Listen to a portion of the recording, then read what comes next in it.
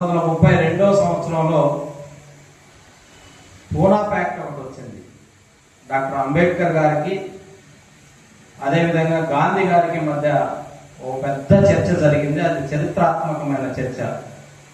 ఆ చర్చ అనంతరం 1935వ సంవత్సరంలో మనకు భారత రెండవ చట్టం వచ్చింది. భారత రెండవ చట్టం వచ్చిన తర్వాత 1936వ సంవత్సరంలో ఇంపీరియల్ ప్రెసిడెన్సీల ఆర్డర్ ఒకటి వచ్చింది. అక్కడ మొదలైంది కుట్ర.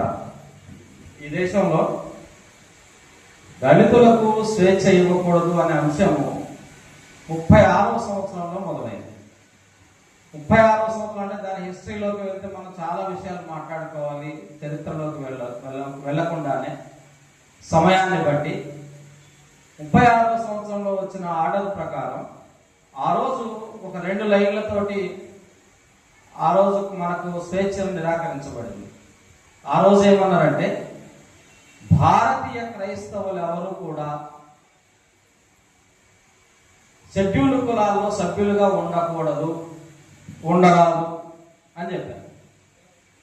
భారతీయ క్రైస్తవులు ఎవరు కూడా షెడ్యూల్డ్ కులాల సభ్యులుగా ఉండరాదు అని చెప్పారు. ఆ తర్వాత దాని కొనసాగింపుగా 1950వ సంవత్సరంలో ఒక ప్రెసిడెన్షియల్ ఆర్డర్ వచ్చింది. ఈ ప్రెసిడెన్షియల్ ఆర్డర్ ఏం చెప్తుంది అంటే, హిందూ మతం కాకుండా వేరే మతాలను విశ్వసించే వారు ఎవరిని కూడా నేను షెడ్యూల్డ్ కులాల వారిగా గుర్తించను అని చెప్పింది. అంటే రాష్ట్రపతికి ఎవరు ఈ అధికారం ఇచ్చారు అనేది ఇక్కడ ప్రశ్న. ఆయన ఏ అధికారంతో ఈ యొక్క ఆర్డర్ ఇచ్చారు అనేది ప్రశ్న. ఏ అధికారం అంటే, భారత రాజ్యాంగంలో ఆర్టికల్ 341లో 341(1), 341(2) ఇట్లా మన 341లో ఏం చెప్పారంటే, షెడ్యూల్డ్ కులాల వారిని ఆ జాబితాలోకి చేర్చడానికి కానీ తొలగించడానికి కానీ రాష్ట్రపతికి అధికారం ఇచ్చింది. అంతే. దానికి చాలా వివరాలు ఉన్నాయి. గవర్నర్లు, పరిపాలనకు సంబంధించిన అంశాలు చాలా ఉన్నాయి అందులో. అయితే ఆయనకి ఇచ్చిన అధికారం ఏంటి? బాబు రాష్ట్రపతి, నువ్వు చేయాల్సిన పని ఏంటి? షెడ్యూల్డ్ కులాల వారిని నువ్వు తొలగించడం కానీ లేదా చేర్చడం కానీ నీకు అధికారం ఉంది అని చెప్పింది ఆర్టికల్. రాజ్యాంగం చెప్పింది. అయితే రాజేంద్ర ప్రసాద్ ఆ రోజు ఏం చేశాడు? రాజ్యాంగాన్ని ధిక్కరించి రాజ్యాంగంతో సంబంధం లేకుండా అవుట్ ఆఫ్ ద రాజ్యాంగం వెళ్ళి అతను ఒక నిర్ణయం తీసుకొని ఒక ఆర్డర్ ఇచ్చాడు. షెడ్యూల్డ్ కులాల్లో చేర్చాలా తొలగించాలా అనేది అతనికి ఉన్న అధికారం. కానీ అతను ఏం చేశాడు? ఇక్కడ మతాన్ని తీసుకొచ్చాడు. మతాన్ని తీసుకొచ్చి హిందూ మతంలో కాకుండా వేరే మతాల్లో కనుక వెళితే, వేరే మతాలను కనుక అనుసరిస్తే, ఆ విశ్వాసంతో కనుక ఉంటే వాళ్ళను మాత్రము నేను షెడ్యూల్డ్ కులాల వారిగా నేను చూడను, నేను గుర్తించను అని చెప్పాడు. భారత రాజ్యాంగం ఏం చెప్తుంది? భారత రాజ్యాంగం ఏం చెప్తుంది? భారత రాజ్యాంగంలో ఇంతకుముందు వరప్రసాద్ గారు న్యాయవాది చెప్పినట్టు, భారత రాజ్యాంగం ఏం చెప్తుందంటే, భారత రాజ్యాంగంలో సంపూర్ణ మత స్వేచ్ఛ ఇవ్వబడింది. ఈ విషయం మనకు ఎక్కడి నుంచి వచ్చింది? భారత రాజ్యాంగ నిర్మాణంలో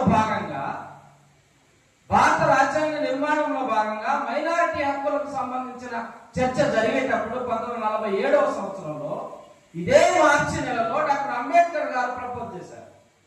ఏం చెప్పారు? ఇండియాలో ఉన్న ప్రతి ఒక్కరికి సంపూర్ణమైన మత స్వేచ్ఛ ఉండాలి అని చెప్పారు. సంపూర్ణమైన మత స్వేచ్ఛ అంటే సంఖ్యను వేసి బంధించడం కాదు కదా.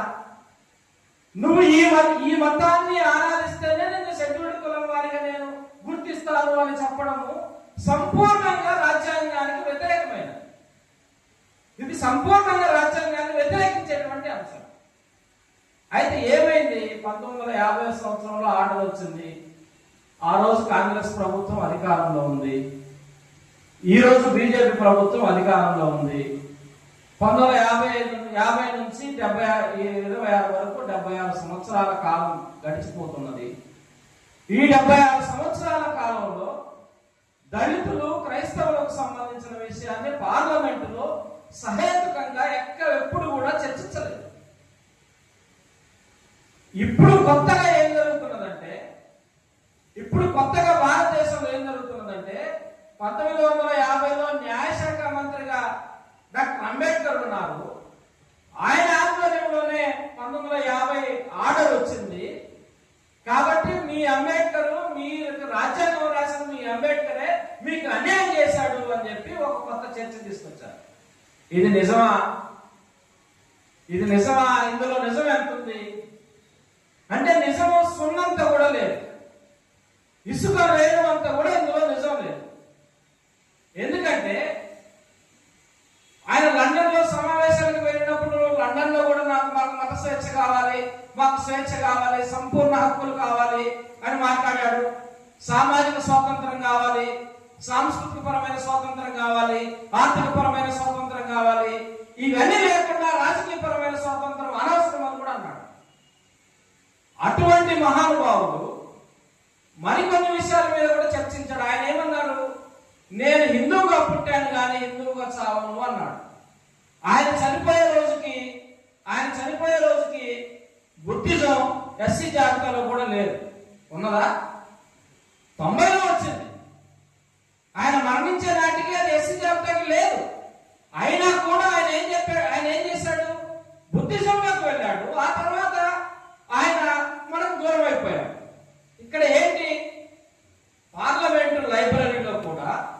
పార్లమెంటు లైబ్రరీలో ఈ విషయానికి సంబంధించిన చర్చలు ఉన్నాయి. ఆ చర్చలు ఎవరైనా వెళ్ళి చూసుకోవచ్చు. ఒక 5 నిమిషాలు నేను ముగించేస్తాను. ఆ చర్చలు ఉన్నాయి. ఆ చర్చల్ని కూడా మనం చూడొచ్చు. ఏంటంటే ఒక సమావేశం జరిగింది 1950లో. సమావేశంలో జగజ్జీవన్ రావు గారు ఉన్నారు, డాక్టర్ అంబేద్కర్ గారు ఉన్నారు, కమ్యూనిస్టులు ఉన్నారు, ఇతరులు చాలా మంది ఉన్నారు. ఆ సందర్భంలో ఈ ఆటకు సంబంధించిన నిర్ణయం తీసుకుంటున్నారు. ఆ నిర్ణయం తీసుకునే సందర్భంలో డాక్టర్ అంబేద్కర్, జగజ్జీవన్ రావు గారు, కమ్యూనిస్టులు వీళ్ళు ముగ్గురు వాకౌట్ చేసి బయటకు వెళ్ళిపోయారు. ఎస్సీలు అనే వాళ్ళకి మత స్వేచ్ఛ ఉండాలి, వాళ్ళ ఇష్టము అని. ఇక్కడ నాకు ఇంకొక ఆలోచన, ఒక అభిప్రాయం ఏమొస్తుందంటే, భారతదేశంలో 33 కోట్ల మంది దేవుళ్ళు ఉన్నారు. నేను ఏ దేవుణ్ణి కొలిస్తే నేను హిందువునైతానో నాకు అర్థం కావడం లేదు. ఒక్కొక్క కులానికి 6,09,000 దేవుళ్ళు ఉన్నారు. ప్రతి ముగ్గురు మనుషులకి ఒక దేవుడు ఉన్నాడు. నేను ఏ దేవుణ్ణి కొలిస్తే నేను హిందువునైతాను అంటే మన మోహన్ భాగవత్, ఆర్ఎస్ఎస్ అధినేత మోహన్ భాగవత్ ఒక వివరణ ఇచ్చాడు. అంతకుముందు వాళ్ళ గురువు కూడా సావర్కర్ ఒక వివరణ ఇచ్చారు. ఎంఎస్ గోల్వాల్కర్ ఒక వివరణ ఇచ్చాడు.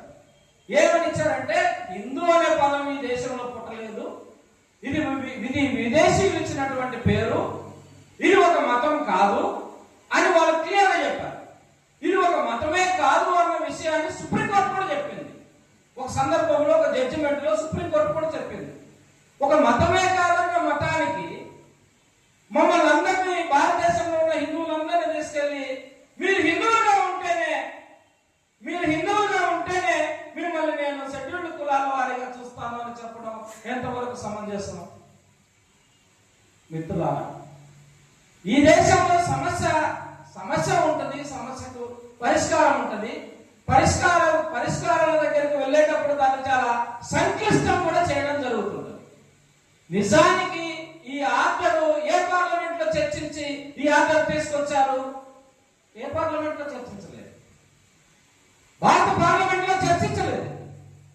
చర్చించకుండానే ఆర్టికల్ 123 ఆయనకు అధికారం ఉంది, ఆర్డర్లు తెచ్చే అధికారం ఉంది రాష్ట్రపతికి. ఆర్డర్ని తొలగించే అధికారం, రద్దు చేసే అధికారం, వెనక్కి తీసుకునే అధికారం కూడా రాష్ట్రపతికి ఉన్నది. ఇది ఎన్ని నిమిషాలు పడుతుంది, ఎన్ని రోజులు పడుతుంది, ఎన్ని సంవత్సరాలు పడుతుంది, లీగల్ ఇంప్లికేషన్స్ ఏముంటాయి అంటే ఏమీ ఉండవు.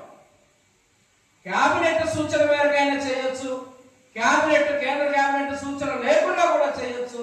ఆయన నేరుగా కూడా దీన్ని I am withdrawing this 1950s scheduled caste order అని ఒక లైన్ రాస్తే అది అయిపోతుంది. ఆ తర్వాత పార్లమెంట్ లో చర్చించుకోవచ్చు, అది వేరే విషయం. ఈ 123 ఆర్టికల్ ఉపయోగించి మనకు అన్యాయం చేయడానికి వాళ్ళు సిద్ధపడ్డారు, అన్యాయం చేశారు. న్యాయం చేయడానికి మాత్రం అదే ఆర్టికల్ అదే ఆర్టికల్ భారత రాజ్యాంగంలో ఉన్నది. ఆ ఆర్టికల్ ఉపయోగించి న్యాయం చేయడానికి ఏ పార్టీ ముందుకు రావడం లేదు, ఎవరు కూడా ముందుకు రావడం లేదు. అయితే చివరిగా నేను చెప్పాలనుకుంటున్నది ఏంటంటే, భారతదేశంలో ఉన్న క్రైస్తవులు ఆనాడు జర్మనీలో ఉన్నటువంటి యూదులు లాంటి సమస్యలు ఇప్పుడు ఎదుర్కొంటున్న సందర్భంలో మనం ఉన్నాము. ఇక్కడ తినడానికి హక్కు లేదు, జీవించడానికి హక్కు లేదు, చివరకు సమాధి చేయడానికి కూడా హక్కు లేదు.